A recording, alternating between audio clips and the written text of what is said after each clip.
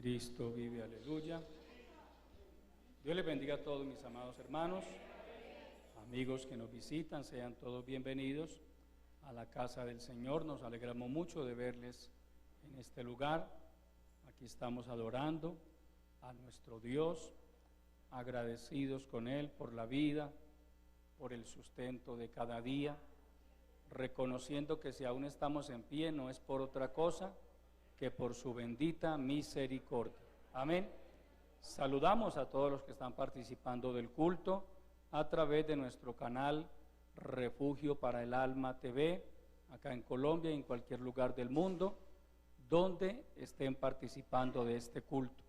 Deseamos que Dios bendiga mucho sus vidas, aleluya. Voy a invitarles a estar puestos en pie y a que abran sus Biblias en la primera carta del apóstol Pablo a los Corintios, en el capítulo 15, aleluya. Primera de Corintios, capítulo 15. Los hermanos, por favor, si hay algún amigo a su lado, compartimos la lectura de la palabra con ellos. Gloria a Dios. ¿Cuánto lo han encontrado? Vamos a tomar la palabra desde el verso 35 en adelante. Dice el apóstol Pablo, inspirado por el Espíritu Santo, lo siguiente, verso 35. Pero dirá alguno, ¿con qué resucitarán los muertos? ¿Con qué cuerpo vendrán? Necio, lo que tú siembras no se vivifica, sino muere antes. Y lo que siembras no es el cuerpo que ha de salir, sino el grano desnudo, ya sea de trigo o de otro grano. Pero Dios le da el cuerpo como Él quiso, y a cada semilla su propio cuerpo. Verso 42. Así también es la resurrección de los muertos. Se siembra en corrupción, resucitará en incorrupción. Se siembra en deshonra, resucitará en gloria. Se siembra en debilidad, resucitará en poder.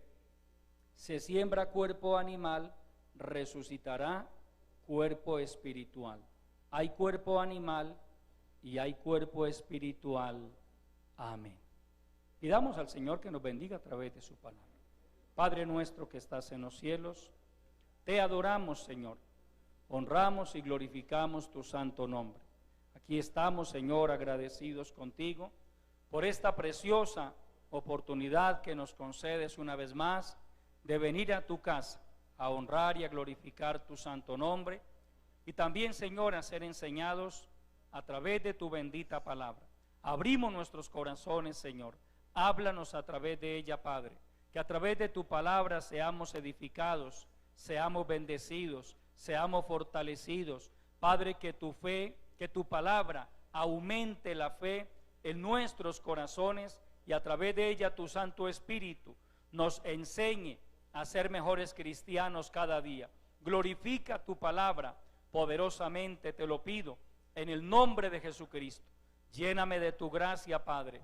Úngeme con tu Santo Espíritu. Señor, entrégame un mensaje de tu palabra que venga directamente del cielo, directamente del trono de la gracia, y que sea de grande bendición y de mucha edificación para todo tu pueblo. Todo esto te lo pedimos en el nombre de Jesucristo, Padre, y te damos de antemano la honra, la gloria y el reconocimiento que solo a ti pertenecen. Amén. Aleluya. Tomen asiento, mis amados hermanos y amigos.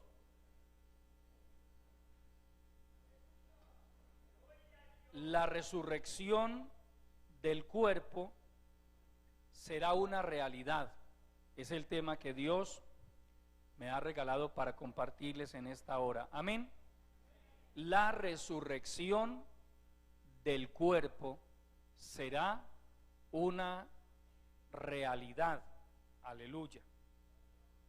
Somos muy conscientes de la fragilidad de nosotros como seres humanos.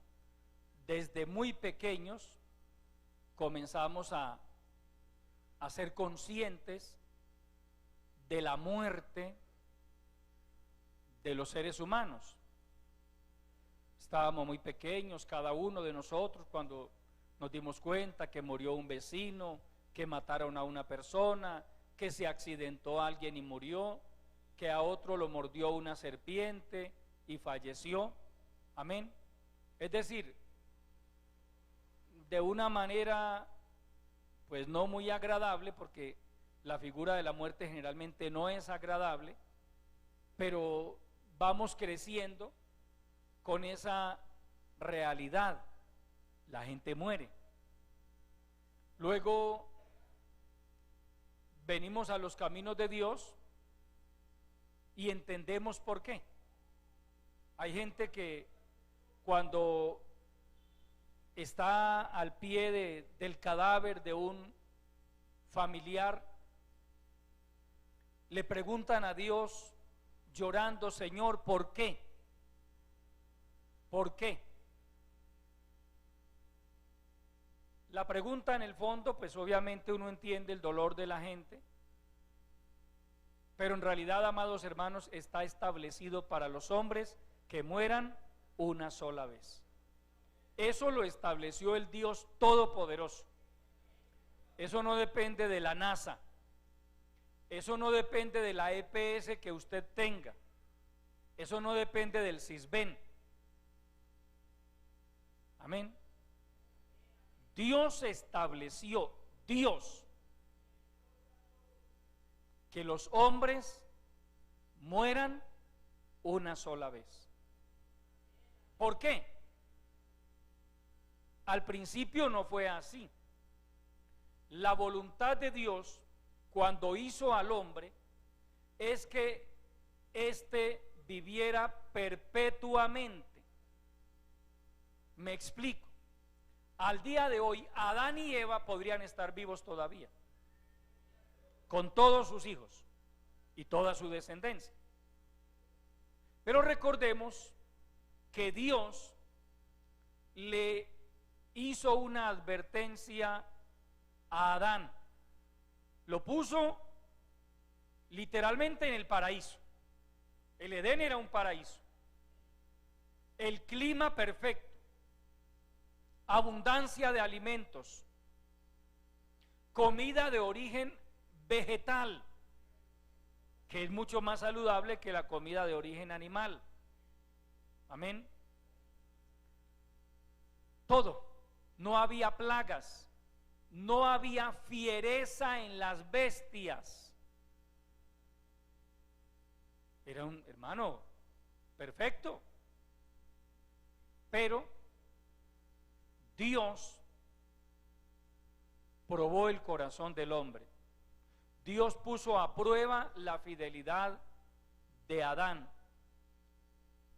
y le dio instrucciones, porque no crea, hermano y amigo, que Dios simplemente tiró a los seres humanos aquí al planeta Tierra y les dijo: defiéndanse como puedan. No. Dios comenzó a darle instrucciones a Adán. A través de la historia, Dios siempre le ha dado instrucciones al hombre. Usted llega al capítulo 20 del libro de Éxodo y comienza Dios a entregarle a Moisés algo que se llama la ley de Dios. Todo, cómo debía comportarse el hombre en el ámbito social, en el ámbito familiar, cómo debía manejar sus finanzas, cómo debía comportarse de acuerdo a cada situación. En el Pentateuco encontramos el manual de la vida.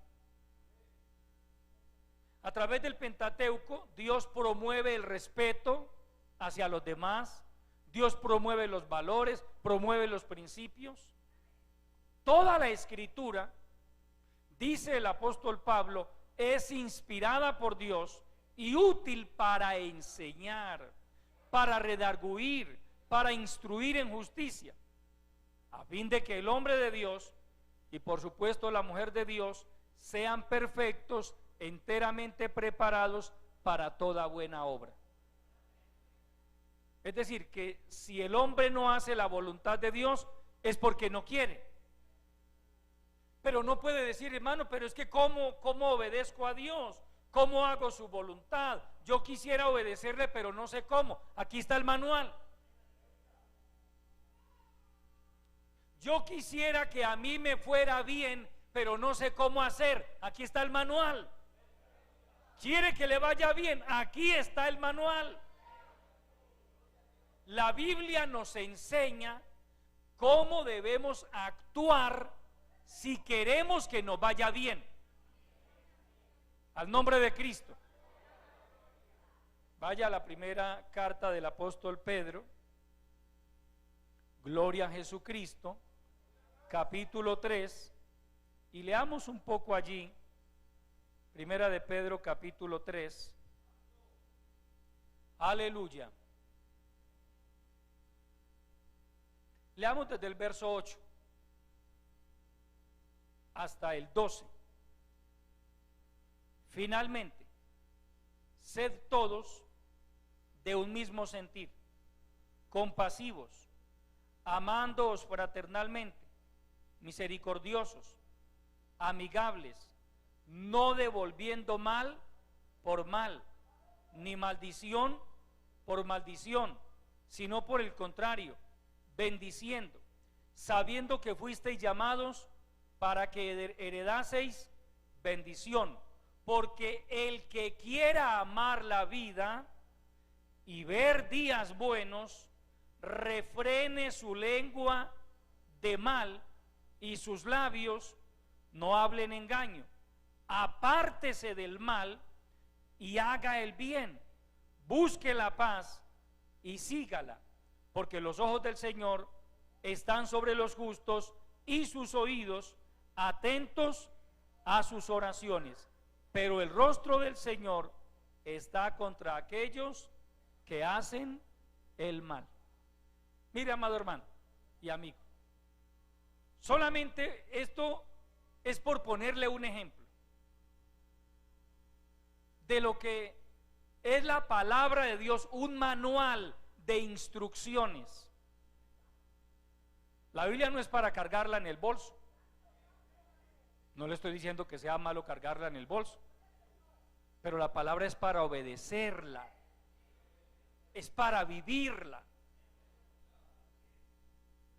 Hay evangélicos que todos los días cargan la Biblia en el bolso, pero no se saben 5 versículos de memoria, pero cargan la Biblia. Hermano, aquí llevo mi Biblia, y con todo respeto le pregunto, ¿y para qué la carga?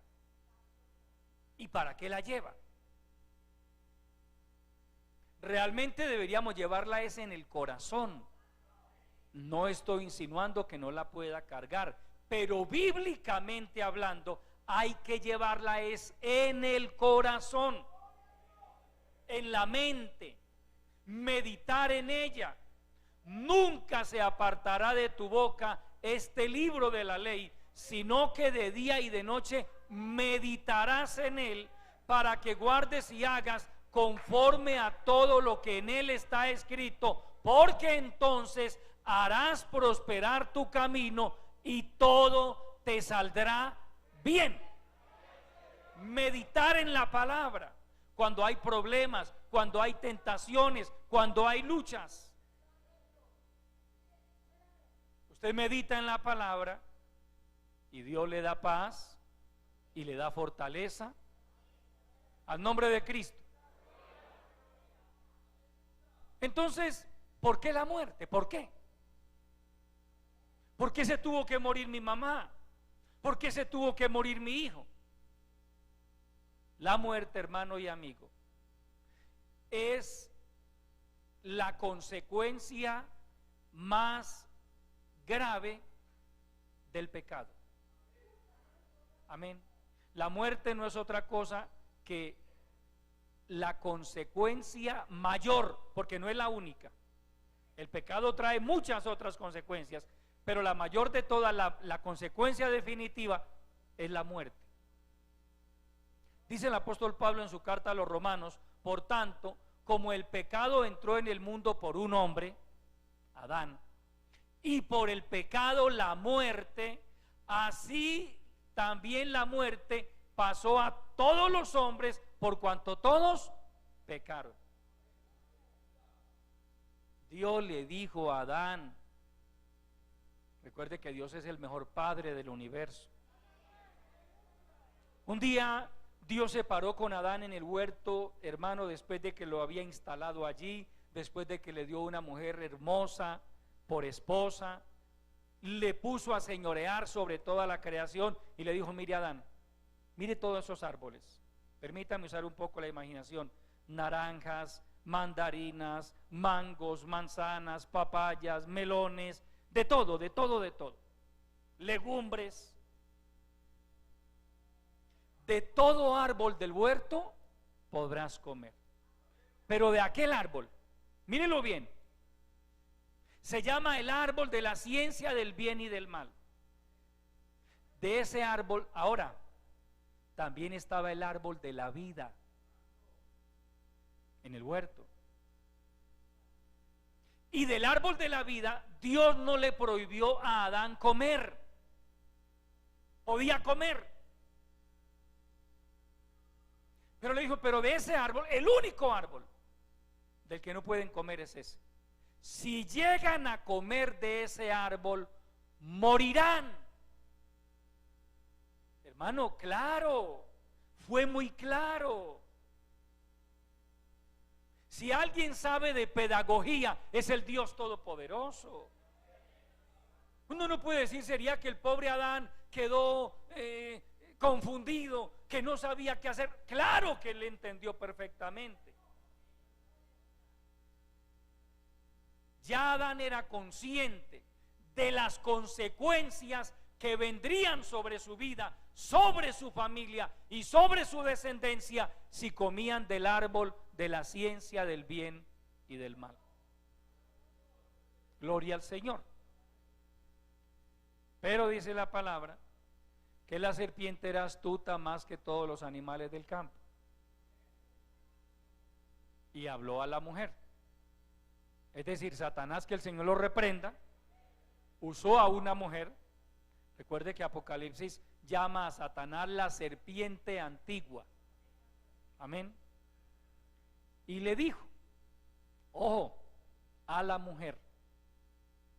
No quiero, pues obviamente, Dios, no me vayan a malinterpretar, hablar de una manera despectiva hacia las mujeres, sino que el diablo, él conoce al ser humano y él sabe que la mujer es más sensible en cuanto a todo lo que llama la atención. Amén. Y a lo que le dicen. Mire que no fue donde Adán. El diablo como que dijo: de Adán se encarga ella. Amén. Sí.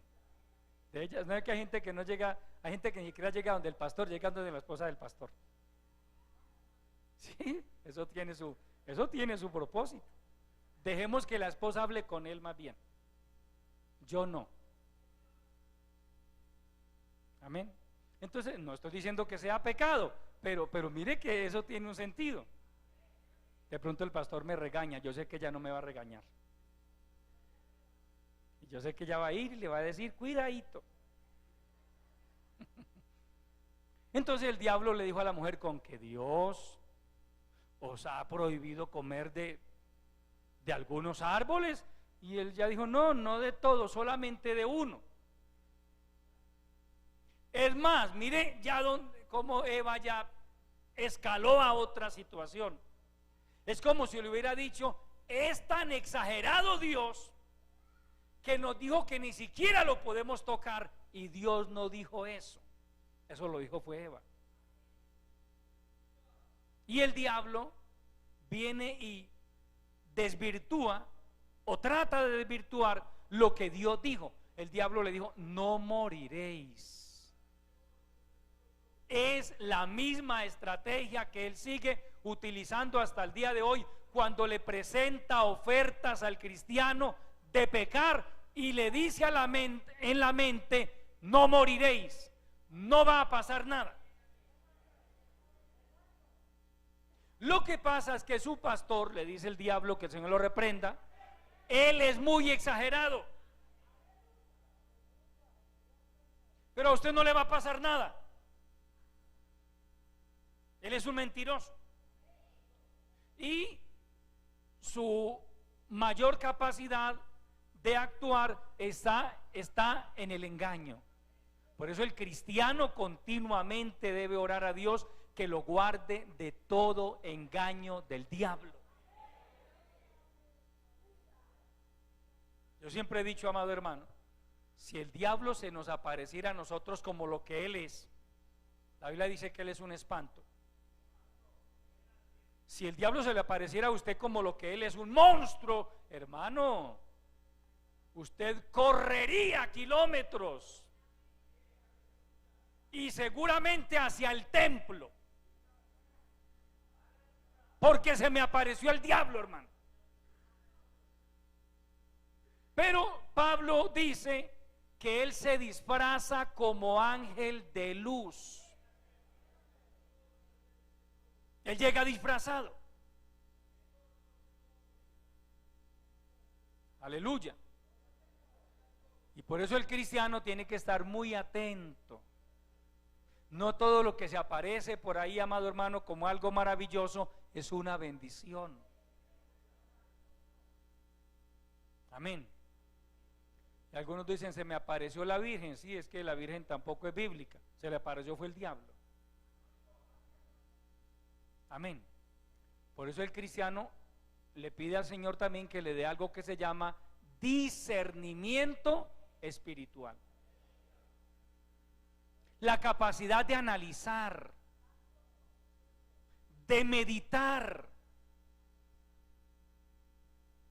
Esto vendrá de parte de Dios. ¿Qué dice la Biblia? Si yo hago esto, si yo hago aquello, ¿qué pasaría?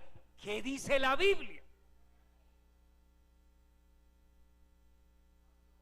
No digamos, ¿qué dirá el pastor? No, ¿qué dice la Biblia?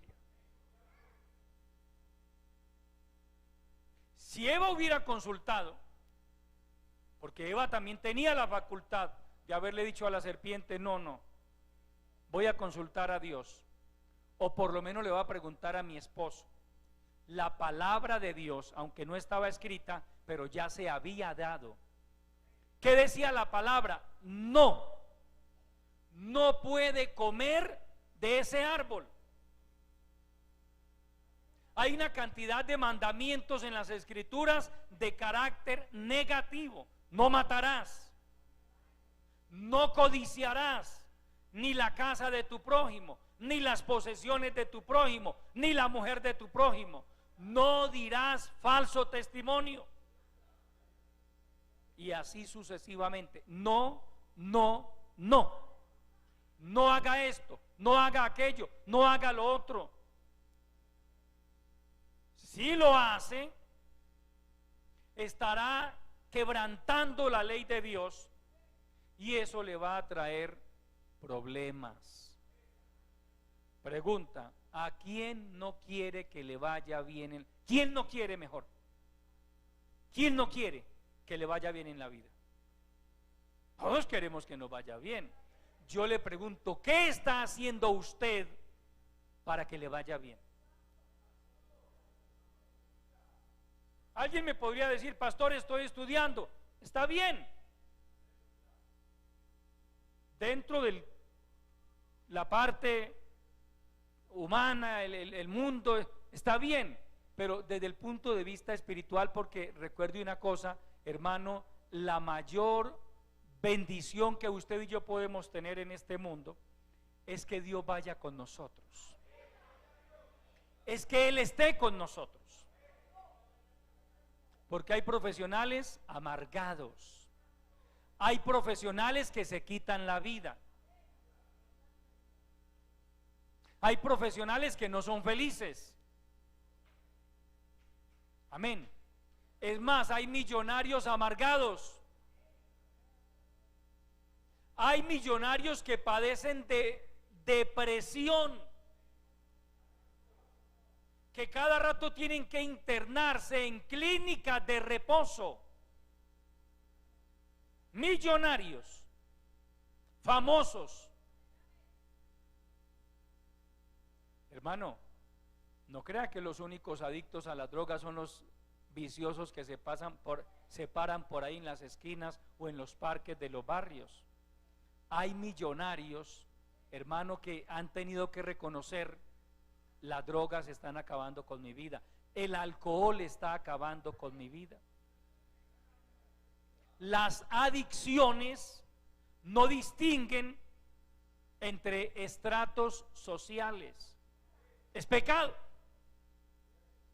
El pecado simplemente se enseñorea de la persona que le abra las puertas. Aleluya. Entonces, ¿por qué? ¿Por qué muere la gente? Independientemente de la circunstancia en que muera. Porque está escrito para los hombres que mueran una sola vez, y después de esto, ojo a la frase, y después de esto, el juicio. Hermano y amigo, la vida no termina con la muerte del cuerpo. Amén. Una cosa es su cuerpo y otra cosa es usted como persona. Otra cosa es su alma. La Biblia enseña que el cuerpo es la habitación del alma. Eso es el cuerpo. Una habitación. Su alma, lo que a usted lo hace persona, no es su cuerpo, es su alma.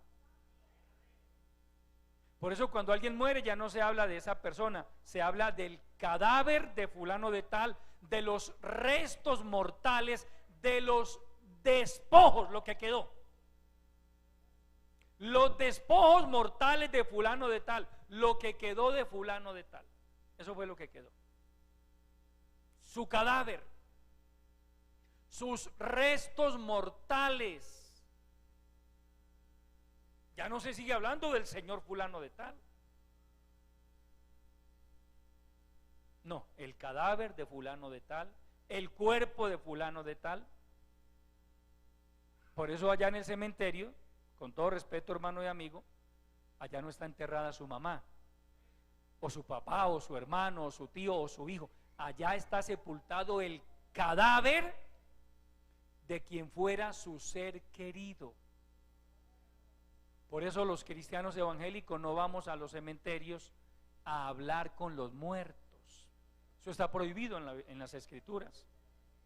Un verdadero cristiano no habla con los muertos. Tenga cuidado que esa es una doctrina de la nueva era.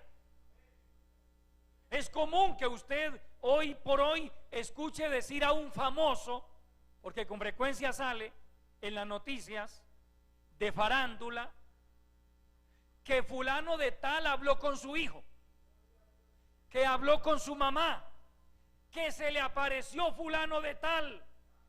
Esa doctrina es antibíblica. Un verdadero cristiano, ojo, ni se le ocurra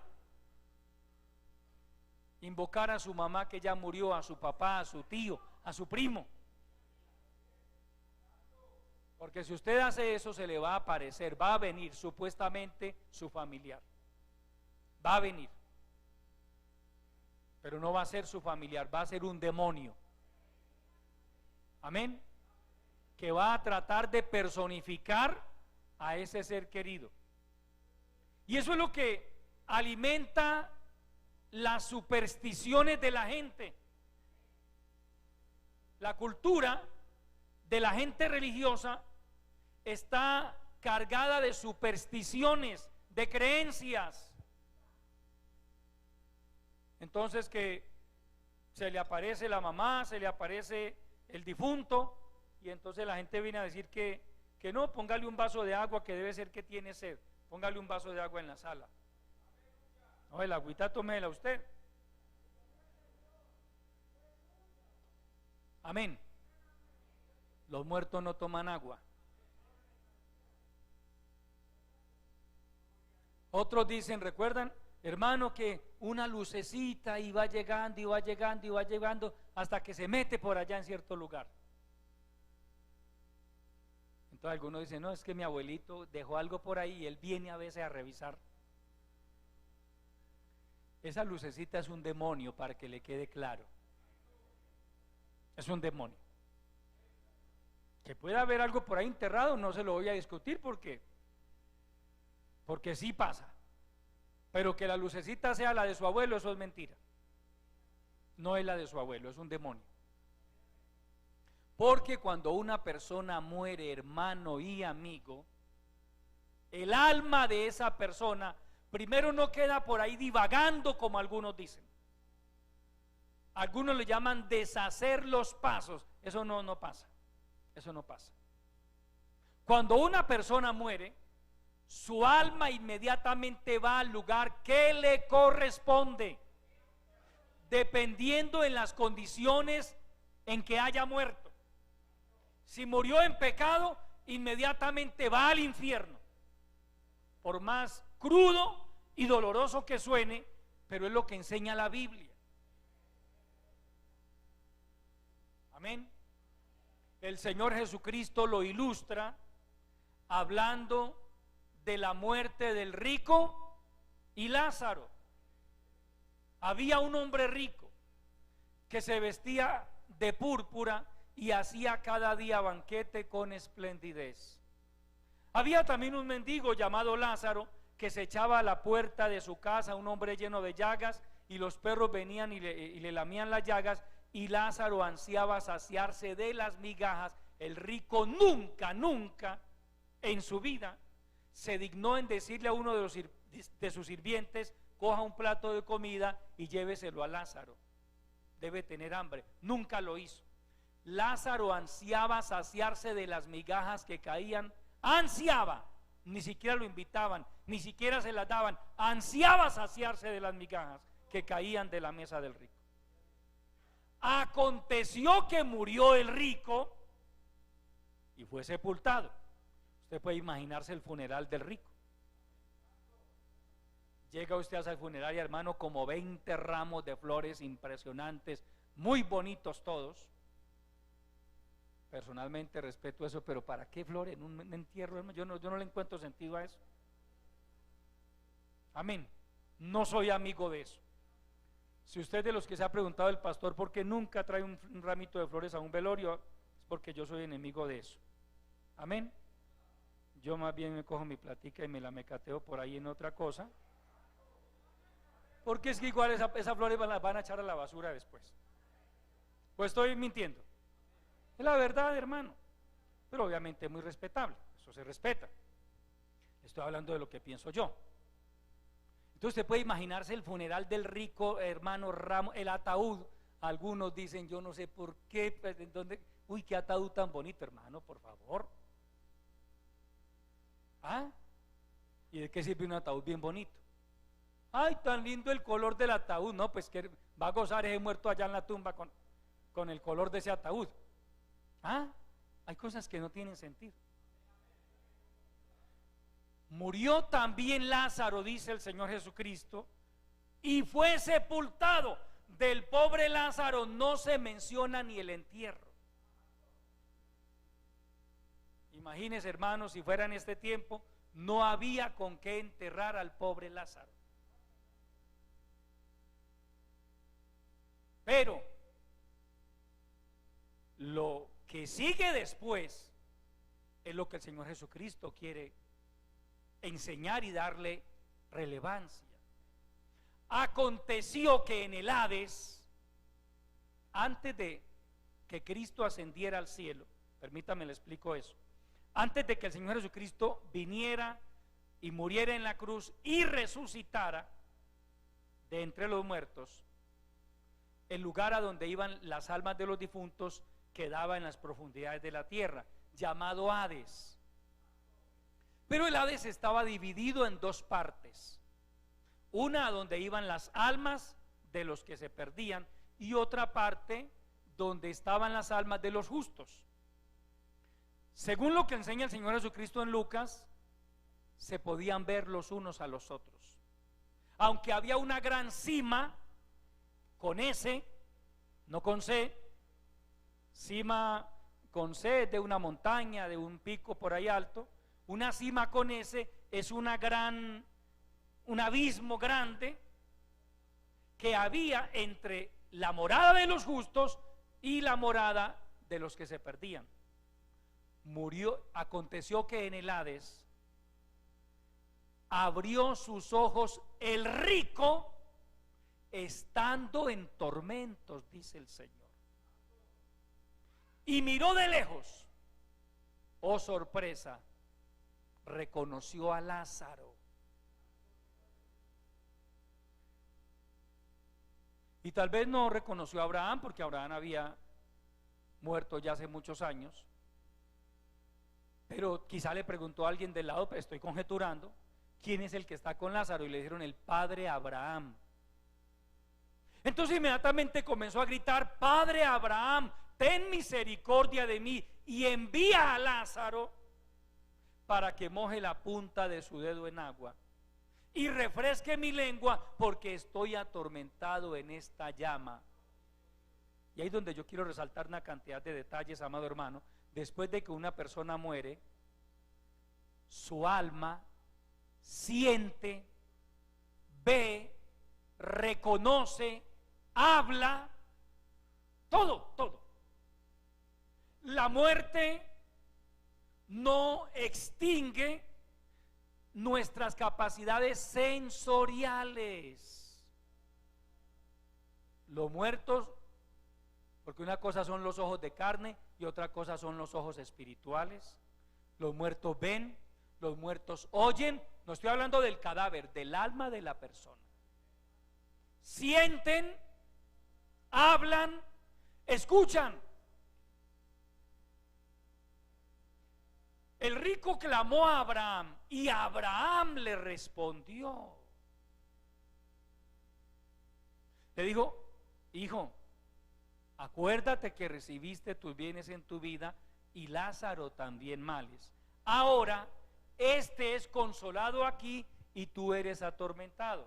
Además de eso, hay una gran cima entre nosotros y vosotros, de manera que ninguno puede pasar de aquí para allá, ni de allá pasar para acá. Le dijeron: tu solicitud de que al menos introduzca a Lázaro la punta de su dedo en agua y vaya y refresque tu lengua ha sido denegada. No es posible. Él dijo: estoy atormentado en esta llama. Ojo a los detalles. Un cadáver nunca usted lo va a ver atormentado. El alma sí. Si el alma de una persona fue al infierno, el alma de esa persona está siendo atormentada. El alma de una persona que va al cielo está siendo consolada. Ahora permítame, le complemento la idea. Repito, antes de que el Señor Jesucristo resucitara y subiera al cielo, el lugar de las almas de los justos quedaba en las profundidades de la tierra. Se llamaba el Hades, pero dividido en dos recámaras. Luego de la muerte del Señor Jesucristo, la Biblia dice que Él, subiendo a lo alto, llevó cautiva la cautividad. Es decir, los justos que estaban en aquel lugar, que aunque era un lugar de paz, no era el más agradable, fueron trasladados al reino de los cielos. Por eso, cuando el Señor Jesucristo estaba agonizando en la cruz, recuerde, había dos hombres que también fueron crucificados con Él, por criminales, por delincuentes. Uno de ellos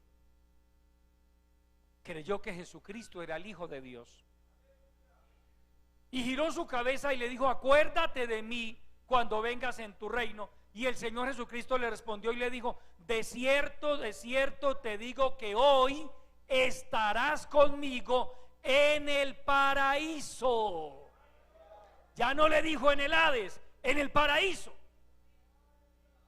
Pablo dice que él fue arrebatado al paraíso, al tercer cielo, donde oyó cosas inefables que no le he dado al hombre expresar. ¿Qué enseñó el Señor Jesucristo con eso? Primero le dio a este hombre, a ese ex ladrón, porque acababa de convertirse, ese se arrepintió y se convirtió a Cristo, le dijo: hoy estarás conmigo, hoy, en el paraíso. Tu alma va a ir hoy al paraíso. Le da a ese hombre la tranquilidad. Al otro ni siquiera lo volteó a mirar, como no se arrepintió, como no creyó en Jesucristo. Mire que al otro no le dijo nada, pero a este sí le dijo: hoy estarás conmigo en el paraíso. Le dio a él esa tranquilidad, y nos dio a nosotros la enseñanza de que cuando un justo muere, su alma va al paraíso. El paraíso, amados hermanos, es como una sala de espera. En el paraíso están el alma de María, la madre de Jesús, de los hermanos de Jesús, porque después de que él murió, ellos se convirtieron a él, ellos creyeron en él. En el paraíso está el alma del apóstol Pablo, del apóstol Pedro, del apóstol Juan, de Jacobo, de Marcos, de todos los personajes bíblicos. Está el alma de Esteban en el paraíso, el primer mártir de la iglesia. Está el alma del último hermano en Cristo que haya muerto, ya está en el paraíso. Lugar de espera, porque no se ha culminado el proceso de salvación, no ha concluido. Amén. Para que el proceso de salvación culmine por completo, debe producirse la resurrección de los justos. Amén. En el paraíso están las almas de aquellos que murieron en Cristo. Un lugar de gozo, de paz, de tranquilidad. Pero todavía falta algo. Falta la redención del cuerpo. Al nombre de Cristo. Entonces, ¿cuándo se va a producir eso? Claro, la Biblia lo enseña también. Aleluya. La resurrección de los muertos. Hay gente que no cree en la doctrina de la resurrección de los muertos, pero es completamente bíblica. Y los cristianos evangélicos creemos en lo que dicen las Escrituras. Amén. Nadie puede ser cristiano evangélico si no cree en lo que dice la Biblia. Nadie puede llegar a ser salvo si no cree en lo que dice la palabra del Señor. Aleluya. Entonces, hay quienes no creen en la resurrección y hay quienes creemos en la resurrección. De hecho, hay quienes creen es en la reencarnación. Entonces dice que usted, que aquellos que son muy chismosos, es que en la vida antigua eran de pronto otra cosa, ¿cierto? Y que los que son muy bravos porque en la vida pasada de pronto fueron un león, o si es mujer fue una serpiente, algo así. La resurrección, la reencarnación, ¿qué es eso? Tonterías, literalmente tonterías. Nunca en las Escrituras usted ve siquiera una insinuación a la idea de la reencarnación. Pero de la resurrección, la Biblia, hermano, habla clara y abiertamente. Al nombre de Cristo. Vamos, por ejemplo, a Hechos capítulo 23. Aleluya. Hechos capítulo 23, a Dios sea la gloria.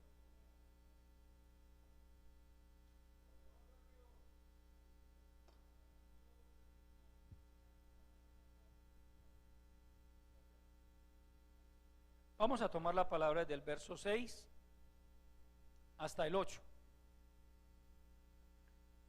Entonces Pablo, notando que una parte era de saduceos, y otra de fariseos, alzó la voz en el concilio: varones hermanos, yo soy fariseo, hijo de fariseo. Acerca de la esperanza y de la resurrección de los muertos se me juzga. Cuando dijo esto, se produjo disensión entre los fariseos y los saduceos, y la asamblea se dividió, porque los saduceos dicen que no hay resurrección, ni ángel, ni espíritu, pero los fariseos afirman estas cosas. Mire que siempre ha habido esos puntos de vista diferentes. Pablo estaba predicando en el concilio, es decir, permítame, como el Congreso de la República hoy en día. Estaban allí, cada uno con su posición, fariseos y saduceos. Los saduceos no creen en la resurrección de los muertos. Fueron los saduceos los que un día, tratando de poner al Señor Jesucristo contra la pared, le dijeron: bueno, díganos una cosa. Hubo un hombre, si es verdad o es ficticia la historia, pues no sabemos, porque ellos quisieron hacer uso de una figura del Antiguo Testamento y le dijeron: mire, un hombre se casó y murió sin tener hijos. Entonces la ley dice que el hermano que le seguía debía casarse con esa mujer para poder que los hijos que ellos tuvieran llevaran el nombre del difunto. Lo cierto del caso es que eran 7 hermanos, todos fueron muriendo, la mujer se casó con todos 7. En la resurrección, le dicen los saduceos, si es que hay resurrección, entonces ¿de quién de ellos va a ser mujer? Si todos 7 la tuvieron por mujer. Ese fue el propósito de los saduceos, como, permítame el término, corchar al Señor Jesucristo. Con esta lo matamos, con esta lo dejamos, imagínense. Entonces, ¿ya de quién va a ser mujer? Y él les dijo: erráis, ignorando las escrituras y el poder de Dios, porque en la resurrección, él afirma que hay resurrección, ni se casan ni se dan en casamiento, sino que serán como los ángeles.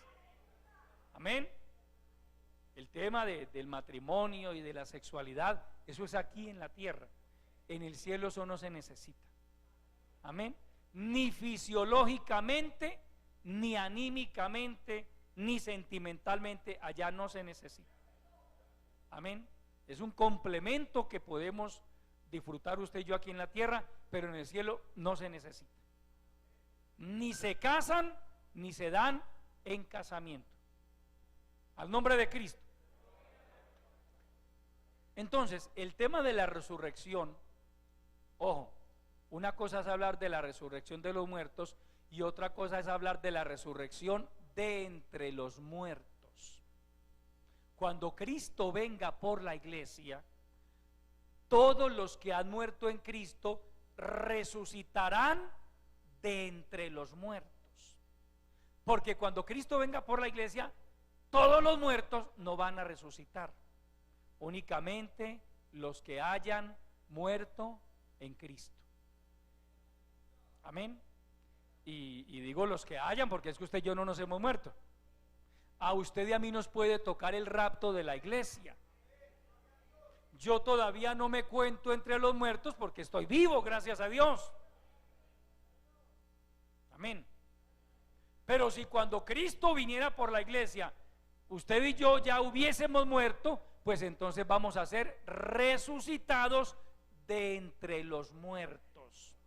Recuerda lo que dijo el Señor Jesucristo en San Juan, capítulo 5, versículos 28 y 29. Viene la hora cuando todos los que están en los sepulcros oirán su voz. Oirán la voz del Hijo del Hombre. Los que hicieron lo bueno saldrán a resurrección de vida y los que hicieron lo malo a resurrección de condenación. Mire cómo la Biblia, amado hermano, va dándole forma al tema de la resurrección. La Biblia habla de resurrección de vida y de resurrección de condenación. ¿De quién depende eso? De cada persona. De cada persona. Por eso le preguntaba al principio, ¿a usted quiere que le vaya bien? Porque es que cuando uno anhela que le vaya bien, uno tiene que ir más allá y pensar inclusive en la eternidad. El Señor Jesucristo lo expresó de esta manera: ¿de qué servirá al hombre si ganara el mundo entero y perdiere su alma? Aquí en el mundo lo tuvo todo: dinero, mujeres en el caso de los hombres, amantes en el caso de las mujeres, avión privado, mansiones. Cualquiera que se haya puesto un poco a mirar la vida de los famosos, uy, hermano, tienen avión privado. Y uno a veces ni con qué pagar el bus. Ellos tienen avión privado, tienen mansiones de millones de dólares. Generalmente la mansioncita, la más baratica que tenga un famoso, es de 6 millones de dólares, como con el Sisbén, 6 millones de dólares.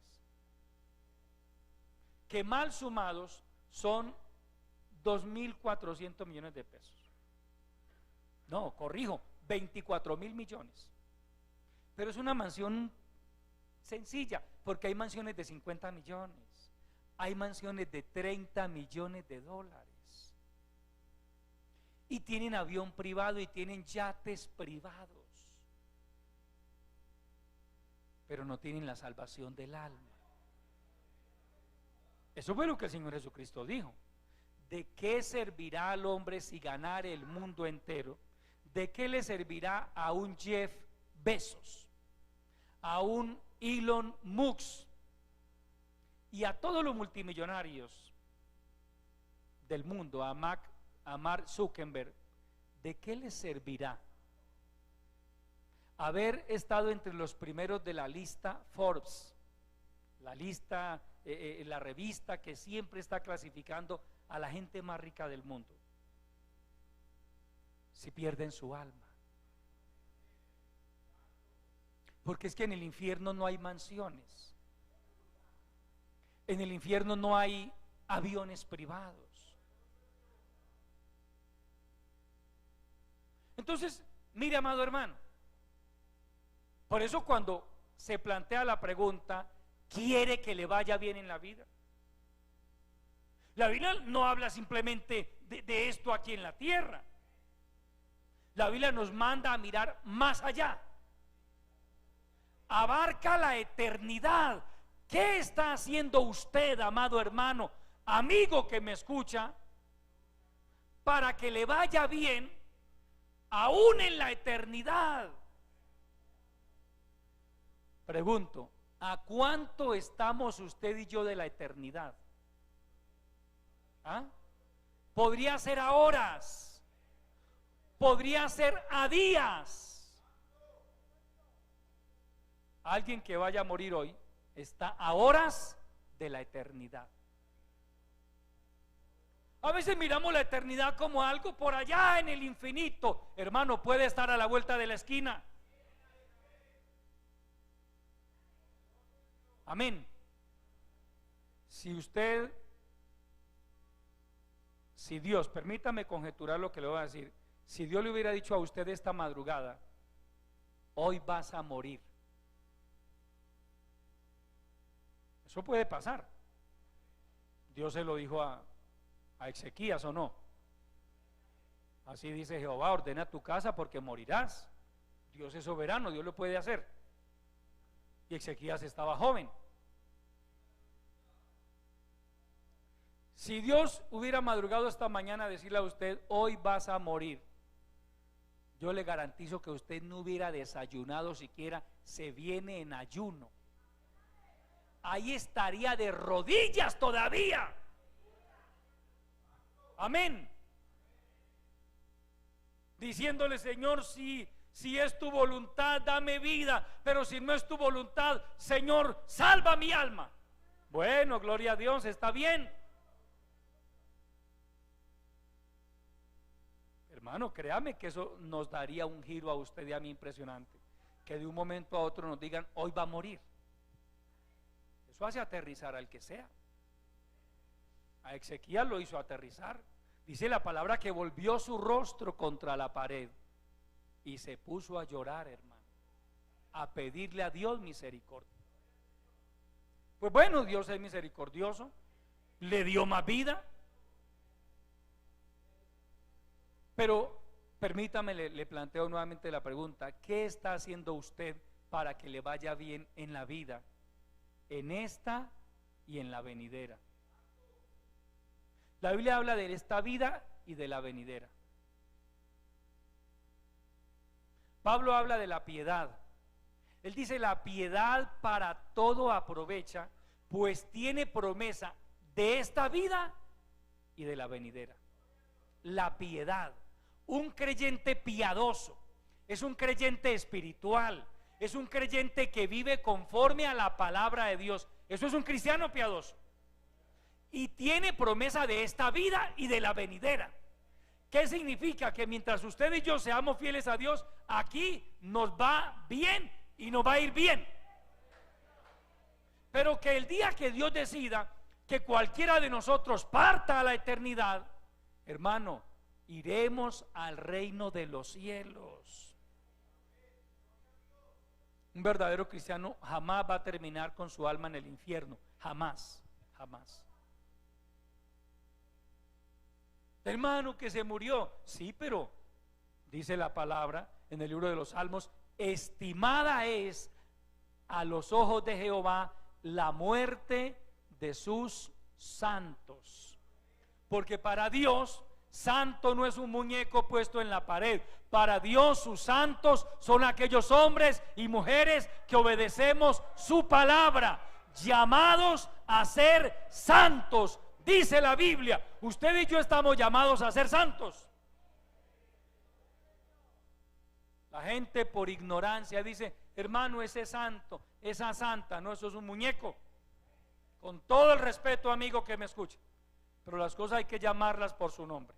Eso es un muñeco, sea de madera, sea de yeso, sea de trapo, de lo que sea. Es un muñeco, es una figura. Tiene ojos y no ve, dice la Biblia. Tiene boca y no habla. Tiene orejas y no oye. Tiene manos y no puede palpar. Tiene pies y no puede caminar.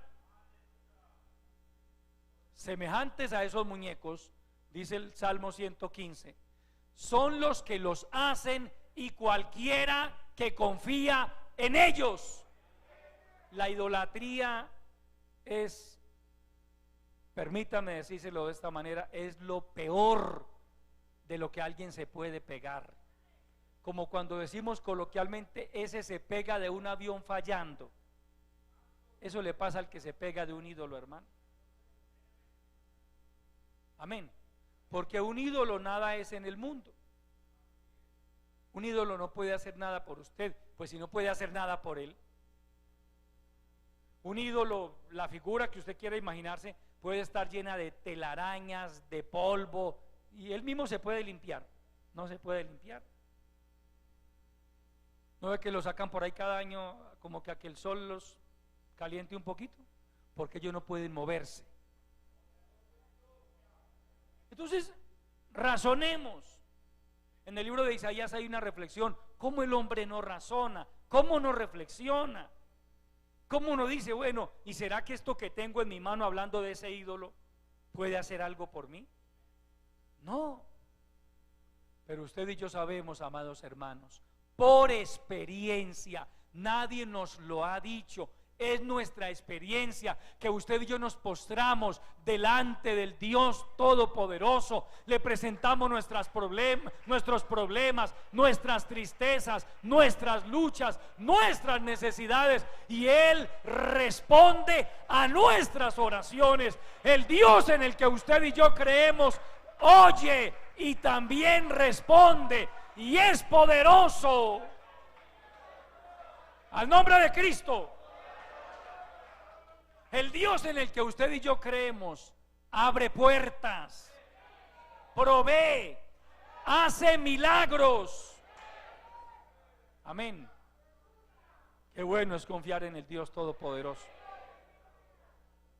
Jeremías dijo: bendito el varón y por ende la mujer que confía en Jehová y cuya confianza es Jehová.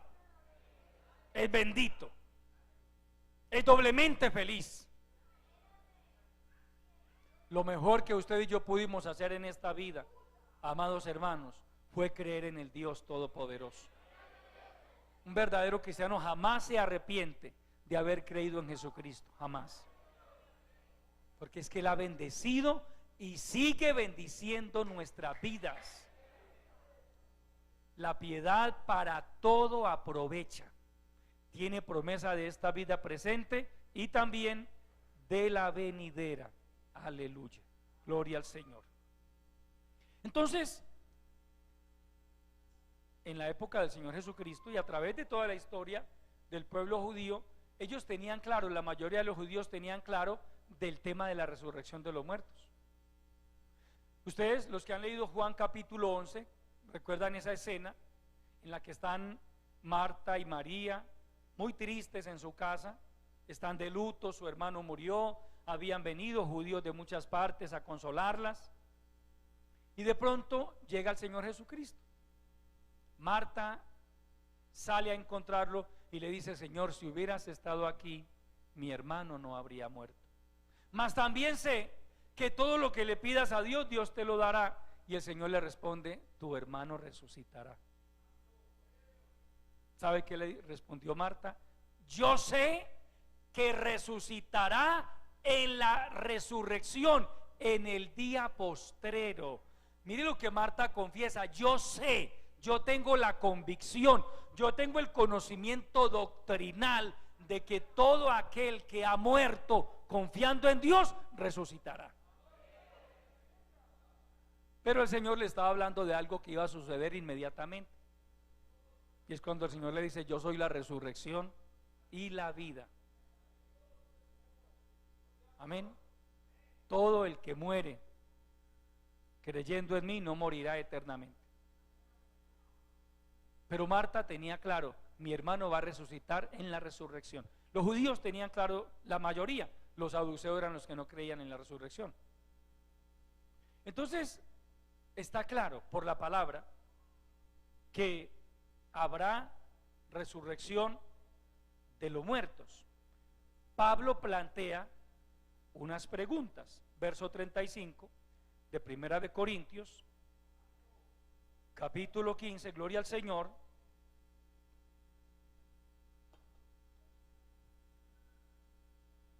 Verso 35. Pero dirá alguno: ¿cómo resucitarán los muertos? ¿Con qué cuerpo vendrán? Pare ahí, por favor, hermano. Es como si alguien dijera: bueno, está bien, acepto que habrá resurrección de los muertos, pero ¿cómo? ¿Cómo va a ser eso? ¿Con qué cuerpo vendrán? Hay preguntas que tienen lógica desde el punto de vista de la ignorancia de las cosas de Dios. Nicodemo también le preguntó al Señor: ¿y cómo es posible que yo vuelva a nacer de nuevo? ¿Será que yo puedo volver a entrar en el vientre de mi madre para volver a nacer? Aquí hay otra pregunta: ¿cómo resucitarán los muertos? Cualquiera se puede preguntar: ¿cómo va a resucitar una persona que murió en el mar? La devoraron los tiburones. Porque por lo menos el que muere y lo entierran en el cementerio tal, allá están. Pero el que murió, un avión que explota en el aire, los cuerpos quedan pulverizados. ¿Qué pasa con ese cuerpo? ¿Con qué cuerpo vendrán? Dice la palabra: ¿cómo resucitarán los muertos?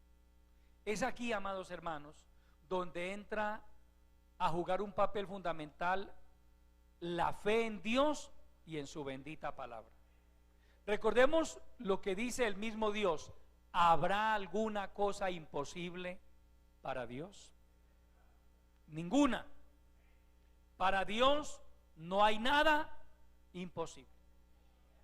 Y nada es nada, amado hermano. Nada. Ahora, si Dios dijo que los muertos van a resucitar, van a resucitar. Al nombre de Cristo. ¿Cómo puede un cuerpo corrupto, es decir, corrupto en el sentido de que ya está en estado de descomposición y orgánicamente deshecho, cómo puede ser restaurado nuevamente a la vida? Ese tema para la mente humana es un poco difícil de entender, pero la Biblia nos habla de un proceso.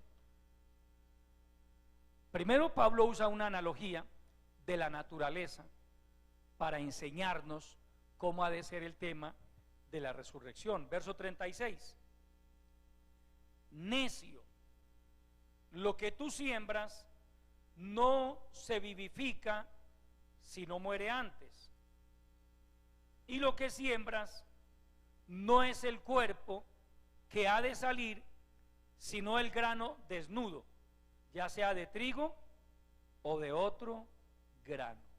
Pare ahí, por favor. Mire la analogía que usa Pablo. Una analogía es una relación de semejanza entre cosas distintas. Si usted quiere, se da la tarea, usted puede encontrar o sacar una analogía entre este púlpito y un micrófono. Son cosas distintas, pero pueden tener semejanzas. Eso es una analogía. Pablo va a usar la analogía de la naturaleza, de lo que sucede en la naturaleza, para ayudarnos a entender cómo es el tema de la resurrección de los muertos. Gloria al Señor. Pablo dice: mire, lo que tú siembras, permítame, se lo ilustro de esta manera. Vamos a suponer usted siembra, usted quiere un árbol de aguacate en el solar de su casa, en su finquita, si tiene finquita, usted quiere un árbol de aguacate. Usted tiene dos opciones, pero en la antigüedad no era así. Ahora, por los viveros y todo eso, antes había que sembrar la fruta directamente. Hablemos de ese proceso primario, sembrar la fruta. Usted siembra una fruta de aguacate y no le nace una fruta de aguacate gigante, ¿cierto? Sale un árbol. Pero esa fruta, al enterrarla, muere. La tierra la mata. Pero resulta que dentro de esa semilla, sea de mango, sea de aguacate, sea de frijol, sea de maíz, sea de trigo, hay algo que se llama el germen de la vida, que de la única forma que puede brotar es cuando se entierra para que muera. Si usted deja una fruta de cualquier cosa en el comedor de su casa, ahí se le va a quedar 20 años, si la deja ahí 20 años, ahí se le queda. Pero si la entierra, algo va a pasar con ella. Amén. Ese proceso lo conocemos por elementales razones. Entonces Pablo dice: necio, lo que tú siembras, hablando de las semillas, no se vivifica si no muere antes. La semilla cae a tierra y muere, pero al poco tiempo el germen de la vida que hay dentro de ella comienza a brotar. Aleluya. Entonces dice, amados hermanos, que se pone una semilla en la tierra para que muera, pero que a su debido tiempo revive o surge una planta. Así es el cuerpo del cristiano. Ojo, ojo. Cuando Pablo está hablando de Primera de Corintios capítulo 15, está hablando exclusivamente de cristianos, no de la resurrección de todas las personas, de cristianos, de hombres y mujeres nacidos de nuevo. Porque es otro tema que el tiempo hoy no nos da, de pronto más adelante lo tratamos, pero otra es la resurrección de los muertos, impíos, de los que mueren sin Cristo. Por eso le dije ahorita que una cosa es la resurrección de los muertos y otra cosa es la resurrección de entre los muertos. Son dos cosas diferentes. La resurrección se clasifica en dos grupos: la resurrección de los justos y la resurrección de los injustos. Pablo está hablando aquí a una iglesia y está hablando de la resurrección de cristianos. Amén. Gloria al Señor. Entonces, en el caso del cristiano que ha muerto, aunque su cuerpo se desintegre en la tierra o en el polvo de la tierra, cuando Cristo venga a levantar la iglesia, no antes, es en ese día, cuando Cristo venga a levantar la iglesia, el cuerpo de ese creyente, vamos a hablar de Esteban, que murió hace ya casi 2000 años, vamos a hablar de la mamá de Jesús, ella no ascendió como algunos dicen, ella está también en el polvo de la tierra. Vamos a hablar de un apóstol Pedro, de un apóstol Pablo. Hoy sus cuerpos están en el polvo de la tierra. Cuando Cristo venga por la iglesia, esos cuerpos van a ser resucitados, estén donde estén. ¿Recuerda lo que dice Apocalipsis capítulo 20 del juicio ante el gran trono blanco? Y el mar entregó los muertos que había en él. Hermano, es que murió en el mar, de allá le reclaman el cuerpo al mar. Para Dios no hay nada imposible, hermano. Un cuerpo ya en partículas, hermano, no existe, pero Dios recoge todas esas moléculas, todas esas partículas y las vuelve a juntar. Ese es el Dios todopoderoso en el que usted y yo hemos creído. Vaya a Filipenses capítulo 3, aleluya. Filipenses capítulo 3,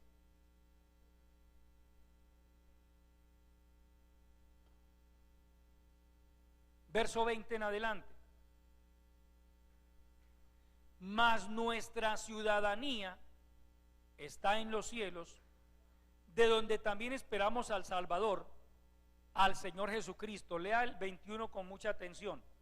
El cual transformará el cuerpo de la humillación nuestra para que sea semejante al cuerpo de la gloria suya, por el poder con el cual puede también sujetar a sí mismo todas las cosas. Mire, hermano, el cual transformará el cuerpo. ¿Por qué Pablo dice el cuerpo de la humillación nuestra? Porque en esta tierra, hermano, es natural, usted sabe, las dolencias, los padecimientos. Muchos de nosotros hemos sido testigos de cómo una persona va muriendo, hermano, lentamente, y a veces meses en una agonía. Ese cuerpo poco a poco se va desgastando. Eso es humillante, es doloroso. Pero la esperanza que hay es que el cuerpo de ese hermano o de esa hermana, el día que descanse, porque esa pobre alma está ahí en ese cuerpo padeciendo, el día que muera, el alma de esa persona va a descansar y el cuerpo va a ir a la tierra. Pablo dice que el Señor transformará el cuerpo de la humillación nuestra para que sea semejante al cuerpo de la gloria suya. ¿Cómo? Por el poder con que puede cambiar o sujetar a sí mismo todas las cosas. Es por eso, amado hermano, en su carta a los Romanos capítulo 8 dice que el mismo que resucitó al Señor Jesucristo también nos va a resucitar a nosotros, en el caso de que ya hubiésemos muerto cuando Cristo venga por su iglesia. Al nombre de Cristo. Primera de Juan capítulo 3, y ya con esto terminamos por hoy. Aleluya. Primera de Juan capítulo 3. Aleluya. Santo es el Señor.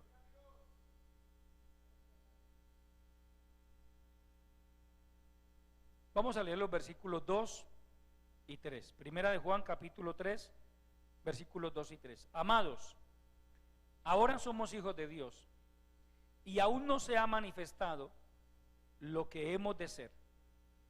Pero sabemos que cuando Él, hablando de Cristo, cuando Él se manifieste, seremos semejantes a Él, porque le veremos tal como Él es. Y todo aquel que tiene esta esperanza en Él se purifica a sí mismo, así como Él es puro. Mire, hermano, usted y yo somos hijos de Dios. De eso no le quepa la menor duda, amado hermano. Usted es un hijo de Dios. Si usted ha creído en Jesucristo, si usted lucha todos los días por mantenerse fiel al Señor, usted es un hijo de Dios. Pero dice el apóstol Juan, aún no se ha manifestado lo que hemos de ser. Aquí en esta tierra todavía tenemos dificultades, nos enfermamos, tenemos deudas, tenemos debilidades. Pero cuando Él se manifieste, es decir, cuando Cristo venga por la iglesia, cuando usted y yo seamos transformados y los muertos en Cristo sean resucitados, ojo, le veremos tal como Él es. Mire por qué es indispensable la resurrección del cuerpo o la transformación. Porque cuando Cristo venga se van a presentar dos fenómenos: resurrección y transformación.